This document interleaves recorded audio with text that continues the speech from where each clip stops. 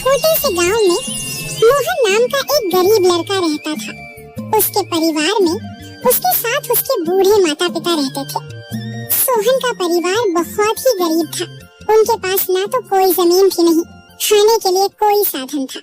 सोहन दिन भर मजदूरी करता और उससे जो कुछ भी कमा पाता उसी से अपने पूरे परिवार का पेट भर लेता। यह देखकर सोहन के माता पिता बहुत दुखी होते। हमारे पास ना अपना घर है और ना ही अपनी कोई जमीन। हमारा बेटा दिन भर दूसरों के खेतों में मजदूरी करता है और उसके बदले में उसे बहुत कम पैसे मिलते हैं। हम दोनों अपने बेटे पर बोझ बन रहे। परेशान मत हो रीमा, हमारा बेटा बहुत मेहनती है। भगवान सब देख रहा है। सोहन ने कभी किसी के साथ गलत नहीं किया। वह ईमानदारी से मेहनत करता है। उसने बचपन से बहुत परेशानियां देखी है पर उसने कभी हार नहीं मानी। एक दिन हमारा बेटा भी बहुत धन कमाएगा और उसकी सारी परेशानियां दूर हो जाएंगी। सोहन हमेशा सोचता था कि आज भले ही उसकी किस्मत उसका साथ ना दे रही हो, पर उसे यकीन था कि अगर वह मेहनत करता रहेगा तो एक दिन उसका भाग्य भी बदलेगा और उसकी सारी परेशानियां खत्म हो जाएंगी। एक दिन सोहन लालाराम जमींदार के खेत पर काम कर रहा था। लालाराम पास के एक पेड़ के नीचे बैठा था। सोहन अपने काम में लगा हुआ था। तभी उसने देखा कि लालाराम बहुत ही उदास है और गहरी चिंता में डूबा हुआ है। लालाराम को उदास देख मोहन तुरंत लालाराम के पास गया और बोला, क्या हुआ मालिक, आप बहुत उदास लग रहे हैं। मुझे ऐसा लग रहा है जैसे आप किसी गहरी चिंता में हैं। कुछ हुआ है? मुझे बताइए, क्या पता मैं आपकी कोई सहायता कर सकूं। सोहन की बात सुनकर लालाराम को गुस्सा आ गया और वह सोहन से गुस्से में बोला, अरे तू मेरी क्या सहायता करेगा? तू खुद अपनी सहायता कर सकता है क्या? अगर तू किसी की सहायता करने के काबिल होता तो क्या तुझे 2 वक्त के खाने के लिए आज मेरी जमीन पर काम करने की जरूरत पड़ती? चल यहाँ से जा, अपना काम कर और मुझे परेशान मत कर। सेठ जी, ऐसा नहीं है, यह सब वक्त वक्त की बात है। सब किस्मत का खेल है और इंसान को अपनी मेहनत पर विश्वास रखना चाहिए। आज भले ही किस्मत मेरे पक्ष में ना हो, लेकिन अगर मैं ईमानदारी और लगन से मेहनत करता रहूंगा तो किस्मत भी एक दिन मेरी तरफ झुक जाएगी। मेहनत और धैर्य से तकदीर के दरवाजे खुलने में देर हो सकती है, लेकिन मेहनत कभी बेकार नहीं जाती। मोहन की बात सुनकर लालाराम बहुत प्रसन्न हुआ। अरे सोहन, तेरे विचार तो बहुत अच्छे हैं। तेरी बातें सुनकर मन को एक सुकून सा मिला है। इतनी परेशानियों में भी तू अपनी जिंदगी खुश होकर काट रहा है। सेठ जी, यह सब मेरे पिता की सीख है। जब भी मैं किसी चीज के लिए अपने पिता से जिद करता था तो मेरे पिता हमेशा मुझे यही समझाते थे, बेटा सोहन, हमारे पास इतना धन नहीं है कि मैं तेरी हर इच्छा पूरी कर सकूं, लेकिन एक बात हमेशा याद रखना, जिंदगी भी मौसम की तरह होती है। कभी यह धूप की तरह खुशियों से भरी होती है, कभी ठंड की तरह कठिनाइयां लाती है और कभी बारिश की तरह परेशानी आती है। लेकिन जैसे हर मौसम बीत जाता है वैसे ही जिंदगी के मुश्किल हालात भी गुजर जाते हैं। बस धैर्य और हिम्मत बनाए रखना जरूरी है, क्योंकि एक दिन सब कुछ ठीक हो ही जाता है। अरे वाह, लगता है तेरे पिता बहुत ही नेक इंसान है। किसी दिन मैं भी उनसे जरूर मिलूंगा। मालिक, क्या हुआ है? आप एक बार मुझे साफ साफ बताइए। क्या पता आपकी परेशानी का कोई हल मिल ही जाए। अरे सोहन, मैं एक बहुत बड़ी परेशानी में फंस गया हूँ। मुझे अपनी परेशानी का कोई भी हल नजर नहीं आ रहा है। सेठ जी, एक बार मुझे बताइए, तो क्या पता आपकी परेशानी का कोई हल निकल ही जाए। सोहन, हमारे गांव में मेरे पिता की एक पुश्तैनी जमीन थी जो काफी पीढ़ियों से हमारे पास थी। उस पर मेरा और मेरे भाई का हक है, पर हमारे गांव के ही 2 बाप बेटों ने उस पर कब्जा कर लिया है।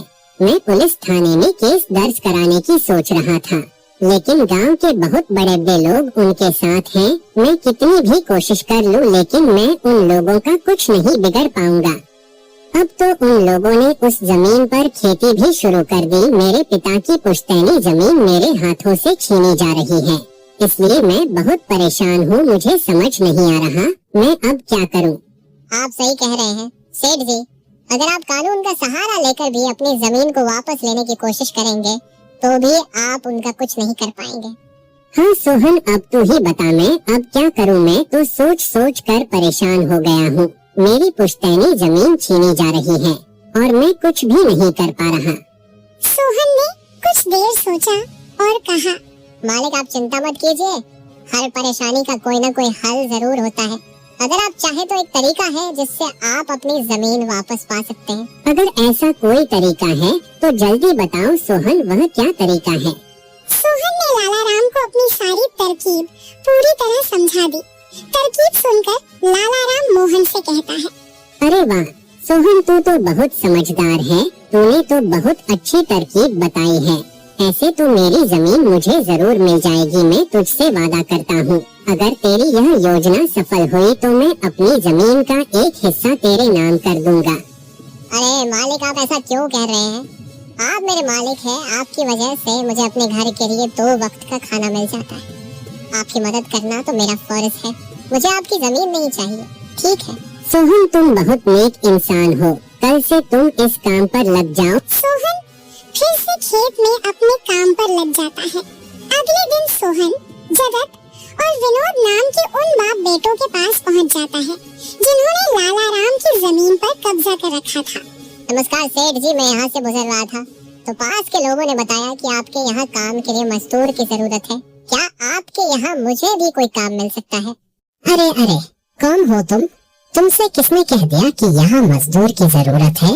यहाँ किसी मजदूर की जरूरत नहीं है। सेठ जी, मैं एक मजदूर हूँ। पास ही के गांव में रहता हूँ, काम की तलाश में इधर उधर भटक रहा हूँ। हर दिन कहीं ना कहीं काम मिल जाता है, बस उसी काम को करके अपना पेट पालता। कभी खेती कर लेता हूँ तो कभी कोई मजदूरी। यह तो ठीक है, पर हमारे यहाँ फिलहाल कोई काम नहीं है। सेठ जी, मैंने तो सुना है कि आप लोग इस गांव के सबसे बड़े जमींदार हैं। आपके पास बहुत सारी जमीन है, इसलिए आपके यहाँ हमेशा मजदूरों की जरूरत रहती है।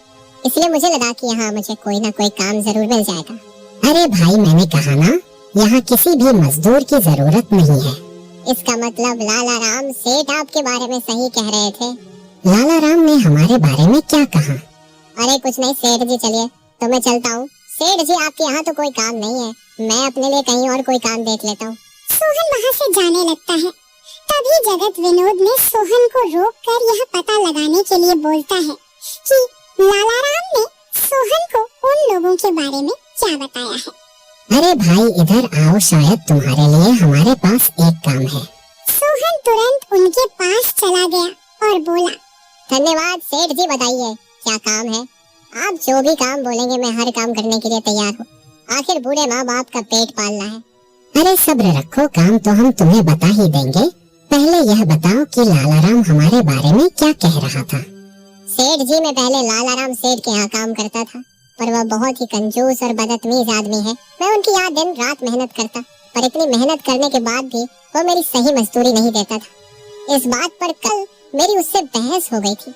फिर क्या हुआ? लाला राम ने हमारे बारे में क्या कहा? जब मेरी सेठ लाला राम से बहस हो रही थी, तब उसने मुझे कहा कि पूरे गांव में उनसे ज्यादा मजदूरी कोई नहीं देगा। तो मैंने गुस्से में कह दिया कि गांव के सबसे बड़े जमींदार जगत सेठ और विनोद सेठ सबसे अच्छी मजदूरी देते हैं, इसलिए उनके यहाँ हमेशा काम करने वालों की भीड़ रहती है। हाँ भाई, बिल्कुल सही कहा था। आखिर हम गांव के सबसे बड़े जमींदार हैं। हमारा फर्ज है कि जो भी मजदूर हमारे यहाँ काम करता है उसे उसकी मेहनत के हिसाब से सही मजदूरी मिले। वाह सेठ जी, आपने बहुत अच्छी बात कही। लाला राम सेठ कभी भी आपकी बराबरी नहीं कर सकता। वह तो शायद आपके जितना भी नहीं सोच सकता। जगत और विनोद सोहन की चापलूसी भरी बातों में आ जाते हैं और उसे अपने यहाँ काम पर रख लेते हैं। चलो अब काम की बात करते हैं। तुम एक अच्छे इंसान लगते हो। हमें अपने खेत पर काम करने के लिए तुम्हारे जैसे ही एक मजदूर की जरूरत है। कल से ही काम पर आ जाना। कुछ दिन ऐसे ही बीत गए। एक दिन जगत अपने बेटे विनोद से बोला, विनोद बेटा, यह सोहन तो बहुत मेहनती है। यह अकेले ही 4 लोगों का काम कर देता है। अच्छा हुआ कि हमने इसे रोक लिया। हाँ पिताजी, आप सही कह रहे हो। सोहन बहुत मेहनती है, इसके जितना काम शायद ही कोई और करता होगा। ये पूरा दिन यहाँ काम पर अकेला लगा रहता है। सोहन की मेहनत ने जगत और विनोद का दिल जीत लिया। कुछ दिन और बीत गए। एक शाम जगत और विनोद अपने खेतों का दौरा कर रहे थे। जब वे अपने खेत पर पहुँचे तो देखा कि सोहन इतनी देर तक भी काम कर रहा था। सोहन भाई, अब तो रात होने वाली है, तुम इतनी देर तक काम क्यों कर रहे हो? अब घर जाओ और आराम कर लो। सेठ जी, हमारी किस्मत में आराम कहाँ है? घर पर बूढ़े माँ बाप है। काम नहीं करूँगा तो उनके लिए 2 वक्त का खाना कहाँ से जुटा पाऊंगा? घर पर बैठकर आराम करने से अच्छा है कि मैं काम करूं। इस तरह मेरा मन भी लगा रहता है। तुम बहुत मेहनती हो सोहन, आज का काम यहीं छोड़ दो और घर जाकर आराम करो। नहीं सेठ जी, इसकी कोई जरूरत नहीं है। मैं काम करने में खुश हूँ। आप लोग जाइए, मैं ठीक हूँ। ठीक है सोहन, फिर हम जाते हैं। जब तुम्हारा मन करे काम खत्म करके अपने घर चले जाना, ठीक है। इसके बाद जगत और विनोद खेत को सोहन के भरोसे छोड़कर चले गए। अगली सुबह जब विनोद और जगत अपने खेत पर लौटे तो देखा कि वहाँ पुलिस खड़ी है। पुलिस को देखकर दोनों दौड़ते हुए आए और पूछा, क्या हुआ थानेदार साहब, आप यहाँ क्या कर रहे हैं? क्या यह जमीन तुम दोनों की है? हाँ थानेदार साहब, यह जमीन हमारी है, हमारे पास इसके कागजात भी हैं। फिर तो तुम दोनों को ले जाकर जेल में डालना ही पड़ेगा। यह क्या कह रहे हैं थानेदार साहब, हम कुछ समझे नहीं, आप क्या कहना चाह रहे हैं? अभी तुम दोनों बहुत अच्छे से समझ जाओगे। वह देखो तुम्हारी जमीन से क्या निकला है। थानेदार के कहते ही दोनों बाप बेटे जब पलट कर देखते हैं तो वहाँ उनकी जमीन में एक लाश दबी हुई थी जिसमें सिर्फ कंकाल बचा था। यह देखकर दोनों बाप बेटे डर जाते हैं। थानेदार साहब, यह किसकी लाश है और यह हमारे खेत में कहाँ से आ गई? अब बहाने मत बनाओ, पहले लोगों को मारो, फिर उन्हें अपनी जमीन में गाड़ दो और अब कह रहे हो कि यह क्या है। नहीं थानेदार साहब, हमें नहीं पता कि यह सब क्या है। यह लाश यहाँ कैसे आई, हमें कुछ नहीं पता। अब झूठ मत बोलो, अगर फांसी नहीं हुई तो कम से कम तुम दोनों को उम्र कैद की सजा तो जरूर मिलेगी।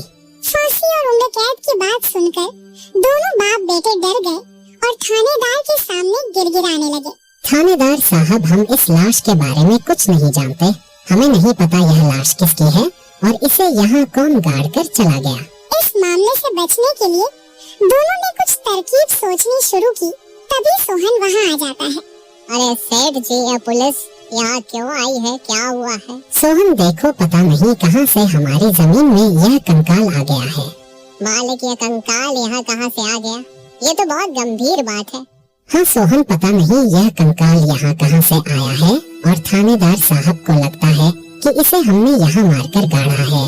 अब तू ही कोई उपाय सोच जिससे हम इस परेशानी से बच सके। तीनों को आपस में खुसर फसर करते देख थानेदार ने कहा, अब कोई तरकीब मत बनाओ, तुम दोनों बाप बेटों में से कोई एक तो जरूर जेल जाएगा। अब तुम ही तय करो जेल कौन जाएगा। थानेदार साहब, थोड़ा सा समय दीजिए, हम तय कर ले कि जेल कौन जाएगा। मैं बस 5 मिनट देता हूँ, जल्दी से फैसला करो कौन जाएगा जेल। सोहन, जगत और विनोद थोड़ी दूरी पर जाकर बात करने लगे। देखो मालिक, दोनों के फंसने से अच्छा है कि कोई एक फंसे।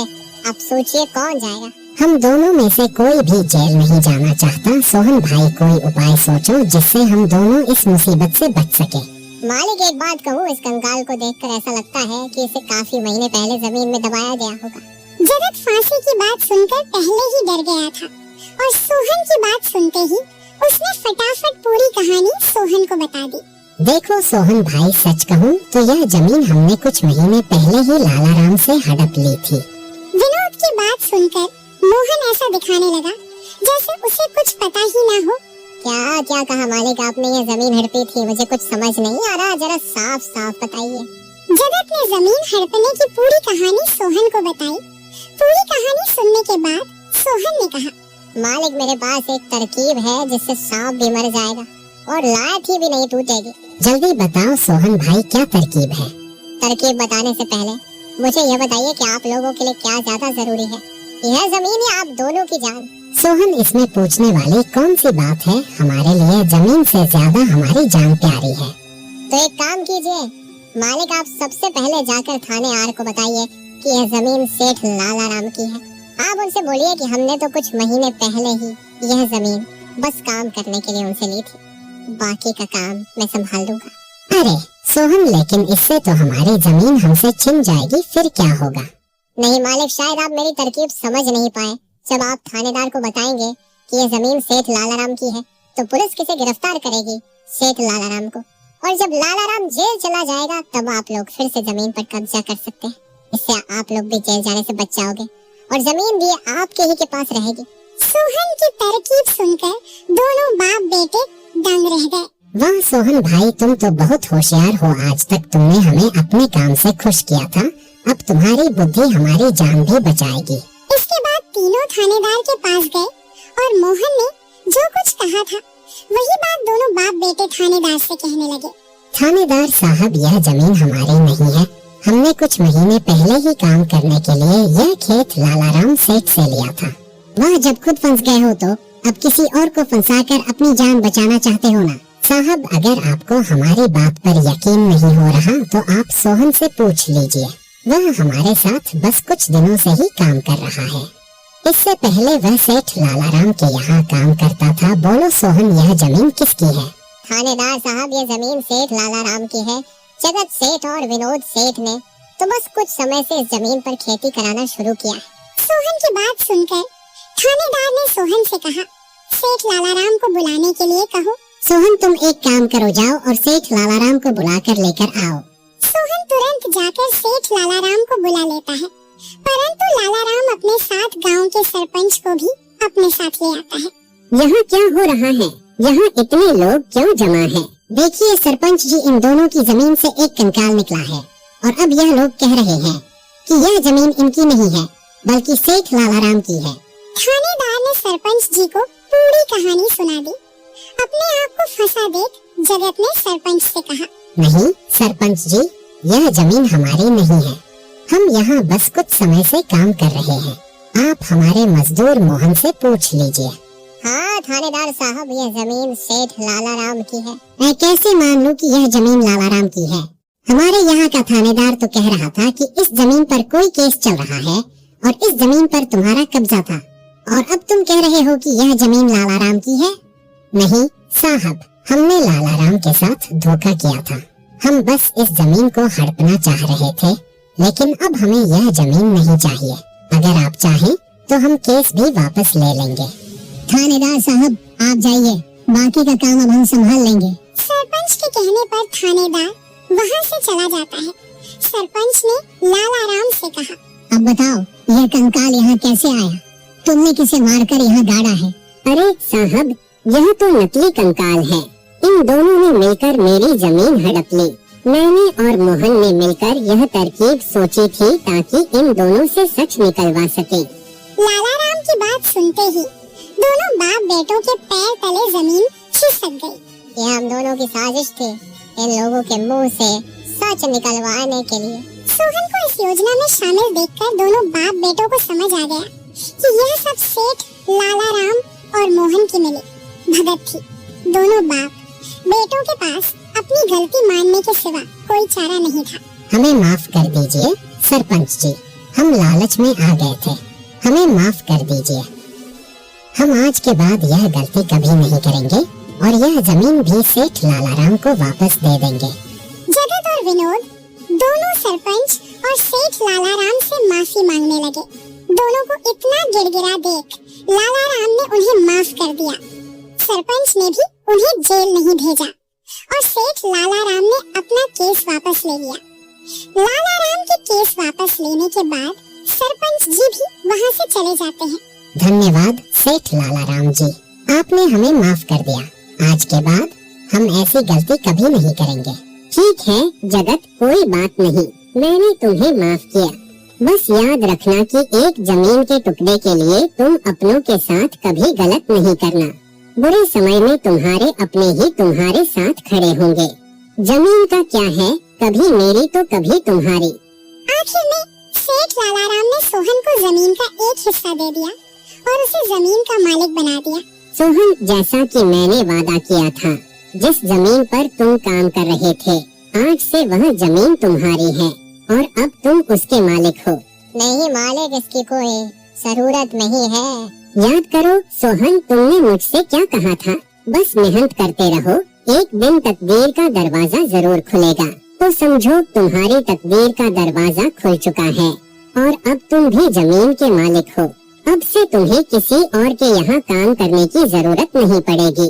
इस तरह मोहन ने अपनी मेहनत और बुद्धि से सेठ लालाराम को उसकी जमीन वापस दिलाई और दोनों ठगी करने वाले बाप बेटों को भी सबक सिखाया। इस तरह मोहन ने अपनी मेहनत और चतुराई की मदद से अपनी फूटी किस्मत बदल दी और अब वह भी एक बड़ी जमीन का मालिक बन गया था।